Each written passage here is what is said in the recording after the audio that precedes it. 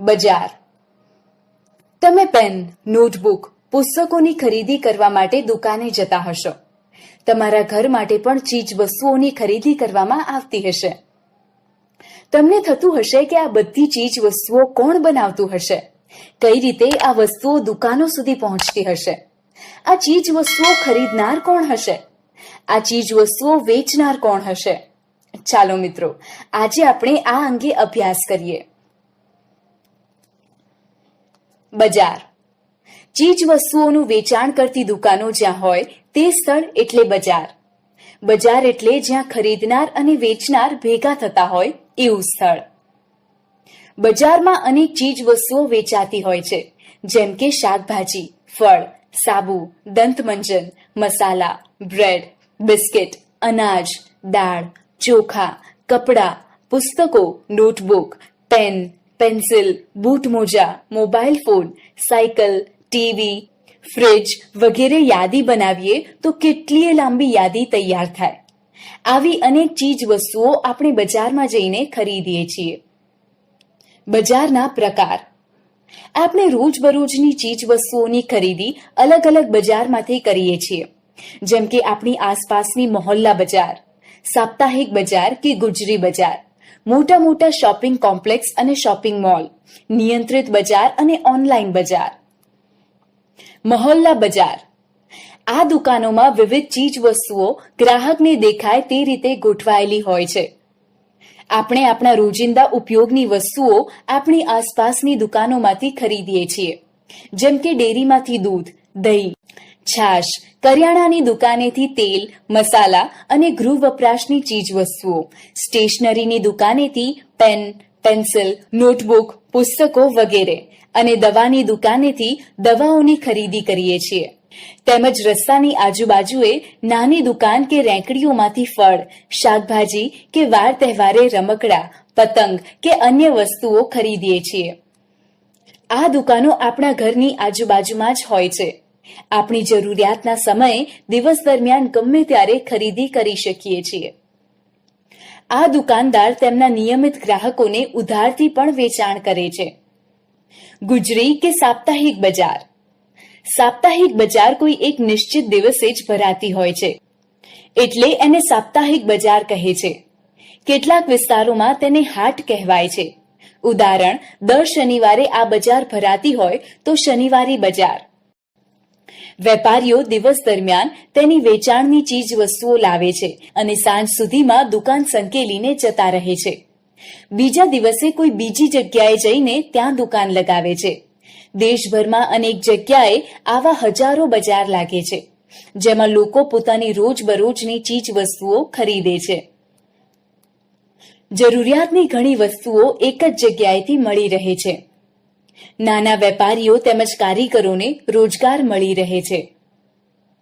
વેપારીને દુકાનનું ભાડું, વીજળી, વેરો, કર્મચારીનો પગાર વગેરે ખર્ચ થતો ન હોવાથી ચીજ વસ્તુઓ સસ્તા ભાવે વેચી શકાય છે. શોપિંગ કોમ્પ્લેક્સ અને મોલ.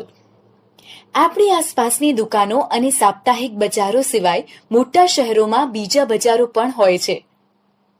એક જ બિલ્ડિંગમાં એક સાથે કેટલીય અલગ અલગ પ્રકારની દુકાનો હોય છે, જેને શોપિંગ કોમ્પ્લેક્સ કહે છે.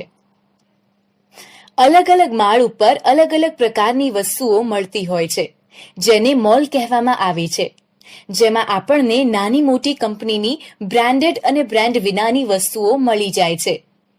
મોટી કંપનીઓ જાહેર ખબરો દ્વારા ઊંચી ગુણવત્તાની જાહેરાતો કરીને આ બ્રાન્ડેડ વસ્તુઓ ઊંચા ભાવે આવા મોટા શોરૂમમાં વેચતી હોય છે, જેની કિંમતો વધુ હોવાથી અમુક લોકો જ આવી વસ્તુઓ ખરીદી શકે છે.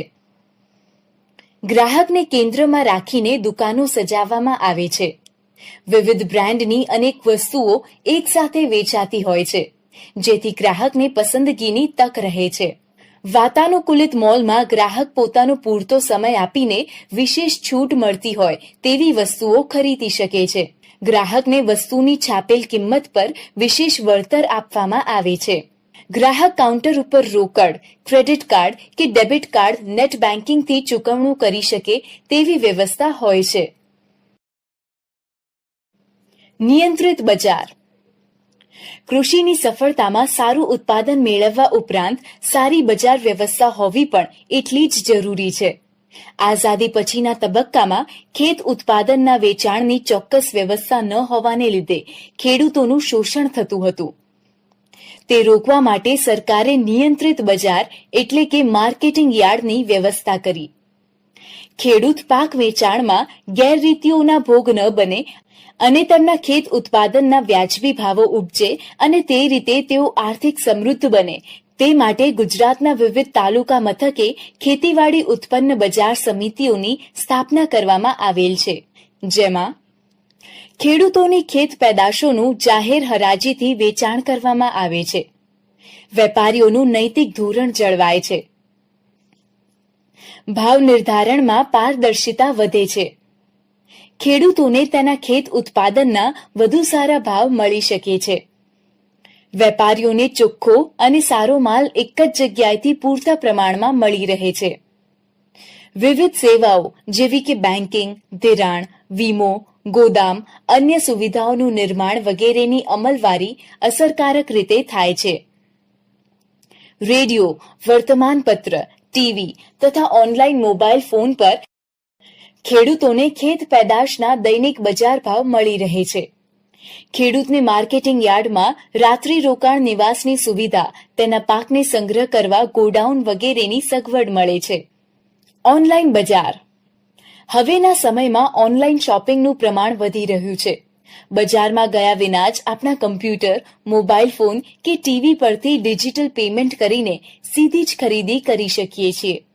ઓનલાઈન શોપિંગ માટે અનેક કંપનીઓ ગ્રાહકોનું સીધું જ વેચાણ કરતી હોવાથી વધુ વળતર આપીને બજાર કરતાં સસ્તા દરે વસ્તુઓ વેચી શકે છે, જેના લીધે તેનો ઉપયોગ વધુને વધુ થઈ રહ્યો છે. તમે પણ ઓનલાઈન ખરીદી કરી જ હશે. આમ હવે બજાર આપણા ઘરમાં કે આપણા હાથમાં આવી ગયું છે એમ કહી શકાય. ઓનલાઈન ખરીદીમાં સાવચેતી રાખવી જરૂરી છે, અન્યથા છેતરપિંડીનો ભય રહે છે. બજારની આજુબાજુ. આપણે ચીજ વસ્તુઓ ખરીદવા જઈએ છીએ એવા વિવિધ પ્રકારના બજાર વિશે અભ્યાસ કર્યો. તમને થતું હશે કે આ બધા દુકાનદારો તેમની દુકાનો માટેનો માલ સામાન ક્યાંથી ખરીદતા હશે. ચીજ વસ્તુઓનું ઉત્પાદન કારખાના, ગૃહ ઉદ્યોગો, ઘરો અને ખેતરોમાં થાય છે, પરંતુ આપણે સીધા જ કારખાના કે ખેતરમાંથી ચીજ વસ્તુઓ ખરીદતા નથી. જે વેપારી મોટા પ્રમાણમાં ખેતર અને કારખાના કે ઘરોમાં ઉત્પાદિત થતો માલ સામાન ખરીદે છે તેમને જથ્થાબંધ વેપારી કહે છે. તેઓ આ માલ સામાન નાના વેપારીઓ કે દુકાનદારોને વેચે છે. આમ આ ખરીદી અને વેચાણ કરનાર બંને વેપારી જ હોય છે. આપણે જે દુકાનદાર કે વેપારી પાસેથી વસ્તુઓ ખરીદીએ છીએ તેને છૂટક વેપારી કહે છે. ખેતરમાં ઉત્પાદિત થતી ખેત પેદાશના વધુ ઉત્પાદન માટે ખેડૂત રાસાયણિક ખાતરનો ઉપયોગ કરે છે. આ ખાતર કેટલીક દુકાનોમાંથી ખરીદવામાં આવે છે. આ દુકાનદાર કારખાનામાંથી ખાતર ખરીદતા હોય છે. એવી જ રીતે મોટર કારમાં વપરાતા વિવિધ ભાગ નાના નાના કારખાનામાં બનતા હોય છે. કારની કંપનીઓ તેને ખરીદીને તે ભાગોને જોડીને કાર બનાવે છે. તેની બનાવેલ મોટર કાર આપણે શોરૂમમાં ખરીદતા હોઈએ છીએ. આમ આપણી આસપાસ અનેક ચીજ વસ્તુઓ બનાવીને તેનું ખરીદ વેચાણ થતું હોય છે, જેનાથી આપણે અજાણ હોઈએ છીએ. બજારમાં સમાનતા. આપણે આપણી આસપાસના બજાર વિશે જાણ્યું. કારખાના કે ખેતરમાં ઉત્પાદિત થયેલ માલ સામાન વેચનાર અને છેલ્લે એનો ખરીદનાર ગ્રાહક વચ્ચે બધા વેપારીઓ છે. આપણે ગુજરી બજારથી મોલ સુધીની દુકાનો અને દુકાનદારોની માહિતી મેળવી. આ બંને દુકાનદારો વચ્ચે એક મોટો ફરક છે. એક થોડા પૈસાથી છૂટક વેપાર કરનાર નાનો દુકાનદાર છે અને બીજો તેના મોલ કે કોમ્પ્લેક્સમાં વધુ નાણાં રોકનાર મોટો દુકાનદાર છે. નાનો દુકાનદાર ખૂબ ઓછું વળતર મેળવી શકે છે, જ્યારે મોટો દુકાનદાર વધુ નફો મેળવે છે. તેવી જ રીતે ખરીદનાર વર્ગમાં પણ વિવિધતા છે. એવા ઘણા લોકો છે કે જેઓ સસ્તામાં મળતો માલ સામાન પણ ખરીદી શકતા નથી, જ્યારે ઘણા એવા પણ લોકો છે જે મોલમાં મળતી મોંઘી વસ્તુઓની ખરીદી કરતા જોવા મળે છે. આમ આપણી આર્થિક સ્થિતિના આધારે આપણે કયા બજારના ખરીદનાર કે વેચનાર બનીશું તે નક્કી થતું હોય છે. ગ્રાહક તરીકે આપણે આપણી આસપાસ ક્યારેક મોટી ઉંમરની વ્યક્તિઓને નાની મોટી ચીજ વસ્તુ વહેંચતા જોઈએ છીએ. આવા વૃદ્ધ પુરુષ કે મહિલાની ઉંમર આરામ કરવાની હોવા છતાં તેઓ ગરીબી કે મજબૂરીને કારણે રસ્તાની આજુબાજુ વસ્તુઓનું વેચાણ કરતા જોવા મળે છે. આવા સમયે આપણે દુકાન કે મોલમાંથી વસ્તુ ખરીદવાને બદલે આવી જરૂરિયાતવાળી વ્યક્તિ પાસેથી વસ્તુ ખરીદીને તેને મદદરૂપ બનવાની જરૂર છે. બજારમાં ગ્રાહક. ગ્રાહક એટલે જે પોતાના ઉપયોગ માટે ચીજવસ્તુ ખરીદે અથવા સેવા મેળવે તે વ્યક્તિ. આજે દરેક વ્યક્તિ કોઈને કોઈ રીતે ગ્રાહક છે. પૈસા આપીને વસ્તુ કે સેવા ખરીદનાર ગ્રાહક કહેવાય છે. ઉદાહરણ તરીકે તમે સાબુ, તેલ, બિસ્કિટ, અનાજ કે અન્ય વસ્તુ ખરીદી અથવા મોબાઈલ ફોન રિચાર્જ, વીમો, ટ્રેન ટિકિટ બુકિંગ વગેરે સેવા મેળવો તે તમામ ગ્રાહકની વ્યાખ્યામાં આવે છે. વિશ્વમાં સૌથી વધુ ગ્રાહકો ભારતમાં છે. ભારત દુનિયાનું સૌથી મોટું બજાર ગણાય છે. ગ્રાહક પોતાની જીવન જરૂરિયાતની અને મોજ શોખની વસ્તુઓ બજારમાંથી ખરીદે છે. ગ્રાહક તરીકે તેને વસ્તુની ગુણવત્તા, કિંમત, વસ્તુની પસંદગી અને નાણાંનું પૂરેપૂરું વળતર મેળવવાનો અધિકાર છે. ગ્રાહકને સારી ગુણવત્તાની વસ્તુ મળી રહે તે માટે સરકારે વિવિધ વસ્તુઓના માપદંડ નક્કી કરેલ છે. ખાસ પ્રકારના માર્કાવાળી વસ્તુઓનું વેચાણ કરવામાં આવે છે. ઘર વપરાશની અને વીજળીથી ચાલતી વસ્તુઓ માટે ISI, સોના ચાંદી માટે હોલમાર્ક, ઊનની બનાવટો માટે વૂલમાર્ક, ખાદ્ય પદાર્થો માટે એગમાર્ક તથા FSSAI વગેરે નિશાનીઓ લગાવવામાં આવે છે, જેના આધારે ગ્રાહક સારી ગુણવત્તાની વસ્તુ ખરીદી શકે છે. આવી જ રીતે શાકાહારી ખાદ્ય સામગ્રી પર લીલા કલરની નિશાની અને માંસાહારી ખાદ્ય સામગ્રી પર લાલ કલરની નિશાની કરવામાં આવે છે. ગ્રાહકનો હક અને ફરજ. બજારમાં સમાન લક્ષણોવાળી અનેક બ્રાન્ડની અસંખ્ય વસ્તુઓ મળે છે. ગ્રાહકને તેનું સંપૂર્ણ જ્ઞાન કે માહિતી હોતી નથી. ઉત્પાદક અને ગ્રાહક વચ્ચે અનેક વચેટિયાઓ હોવાથી ગ્રાહકનું શોષણ થવા લાગ્યું છે. ગ્રાહકોને છેતરપિંડીથી બચાવવા માટે ગ્રાહક સુરક્ષાનો કાયદો અમલમાં છે. ગ્રાહક વર્તમાન બજાર વ્યવસ્થાને લીધે વસ્તુની ગુણવત્તા, જથ્થો, કિંમત અને સેવા એમ દરેક બાબતે છેતરામણીનો ભોગ બનતો હોય છે. ગ્રાહકો ચીજ કે સેવા અંગેના પોતાના અધિકાર મેળવી શકે એવા ઉદ્દેશ્ય સાથે ભારત સરકાર દ્વારા સંસદમાં કાયદો પસાર કરીને ગ્રાહક સુરક્ષા અધિનિયમ 1986 બનાવવામાં આવ્યો છે. આ કાયદા મુજબ ગ્રાહકોને નીચે મુજબના 6 અધિકારો મળેલ છે. સલામતીનો અધિકાર. વ્યક્તિના જીવન તથા સ્વાસ્થ્ય માટે નુકસાનકારક ઉત્પાદનો અને સેવાઓ અંગે સંપૂર્ણ સુરક્ષાનો અધિકાર, અર્થાત તમે કોઈ ચીજ વસ્તુ કે સેવા ખરીદો છો તો તેનો વપરાશ કર્યા પછી લાંબા ગાળે પણ તમારા સ્વાસ્થ્ય કે જીવનને કોઈ નુકસાન થાય તો તમે ગ્રાહક સુરક્ષા કાયદા મુજબ ફરિયાદ કરી શકો છો. માહિતી મેળવવાનો અધિકાર. ચીજ વસ્તુ કે સેવા ખરીદતી વખતે વસ્તુની પસંદગી કરવા માટે વસ્તુ સંબંધી જરૂરી તમામ જાણકારી મેળવવી તે ગ્રાહકનો અધિકાર છે. પસંદગી કરવાનો અધિકાર. વિવિધ પ્રકારની અનેક વસ્તુઓમાંથી ગ્રાહકને પોતાને અનુકૂળ આવતી વસ્તુ પસંદ કરવાનો અધિકાર છે. રજૂઆત કરવાનો અધિકાર. ગ્રાહકના હકો અને હિતોના રક્ષણ માટે ગ્રાહક સુરક્ષા મંડળમાં તેની યોગ્ય રજૂઆત કરવાનો અધિકાર છે. ફરિયાદ નિવારણનો અધિકાર. ખામીયુક્ત માલ, ક્ષતિયુક્ત સેવા કે છેતરામણીની રજૂઆતથી ઉપભોક્તાને થયેલ નુકસાનનું વળતર મેળવવાનો અધિકાર છે. ગ્રાહક શિક્ષણ મેળવવાનો અધિકાર. આ અધિકારથી જીવનભર માહિતીસભર ગ્રાહક બનવા માટે તમામ જાણકારી અને જ્ઞાન મેળવવાનો અધિકાર મળેલ છે. ગ્રાહકની ફરજ. ગ્રાહક શિક્ષણથી ગ્રાહક છેતરપિંડીથી બચી શકે છે. ખરીદી કરતી વખતે કેટલીક બાબતો અંગે સાવચેતી રાખવાની પણ ગ્રાહકની ફરજ બને છે, જે નીચે મુજબ છે. કોઈ પણ વસ્તુની ખરીદીના સમયે જીએસટી વાળા બિલનો ચોક્કસ આગ્રહ રાખી તે મેળવવું અને યોગ્ય સમય સુધી સાચવી રાખવું. આઈએસઆઈ માર્કાની જ ખરીદવી. દુકાનદારના સહી સિક્કા કરેલા guarantee card, warranty card, free service coupon વગેરે ધ્યાનમાં રાખીને ખાસ મેળવી લેવા અને તે સાચવવા. સોના ચાંદી જેવી ખરીદીમાં હોલમાર્ક વાળા દાગીના જ ખરીદવા. કોઈ પણ પ્રકારના ટેક્સ બચાવવાની વેપારીની વાતોમાં આવ્યા વિના હંમેશા પાક્કા બિલનો આગ્રહ રાખવો. બિલમાં શુદ્ધતા, કિંમત, ઘડાઈ વગેરે તમામ વિગત સ્પષ્ટ અને અલગ લખાયેલી છે કે નહીં તેની ચોકસાઈ કરવી. ખાદ્ય પદાર્થો એગમાર્ક FSSAI લોગોવાળા જ ખરીદવા. તેનું પેકિંગ, કંપની, બ્રાન્ડ નેમ, બેચનો નંબર, ઉત્પાદનની તારીખ, એક્સપાયરી ડેટ, ઇન્ગ્રેડિયન્ટ વગેરે તમામ વિગતોની ખરાઈ કરવી અને ભેળસેળના કિસ્સામાં અચૂકપણે ફરિયાદ કરવી. દવાઓની પ્રિસ્ક્રિપ્શન સાથે ખરાઈ કરી લેવી. ઉત્પાદનની તારીખ અને એક્સપાયરી ડેટ વગેરે તપાસી લેવા. જેનરિક દવાઓ મળતી હોય તો પહેલા એ જ ખરીદવાનો આગ્રહ રાખવો. કપડામાં કાપડ, કલર, સિલાઈ, જરી, ભરત, માપ સાઈઝ વગેરે ચેક કરી ખરીદી કરવી.